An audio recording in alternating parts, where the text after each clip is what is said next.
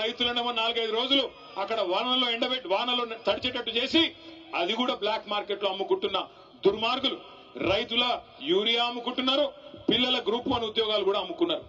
Group 1 లో కుంభకోణం జరిగిందని గ్రూప్ 1 పరీక్షల్లో 563 ఉద్యోగాలుంటే వాటిని కూడా అమ్ముకున్నారని చెప్పి మన ఆర్ఎస్ ప్రవీణ్ కుమార్ గారు పోతే పిల్లల దగ్గరికి వాళ్ళు చెప్తా ఉన్నారు. ఒక్కొక్క ఉద్యోగం డిప్యూటీ కలెక్టర్ ఉద్యోగం 3 కోట్ల రూపాయలకు అమ్ముకొని మొత్తం 563 ఉద్యోగాలంటే దగ్గర 1700 కోట్ల రూపాయలు ఇలా దండుకున్నారు కాంగ్రెస్ నాయకులు.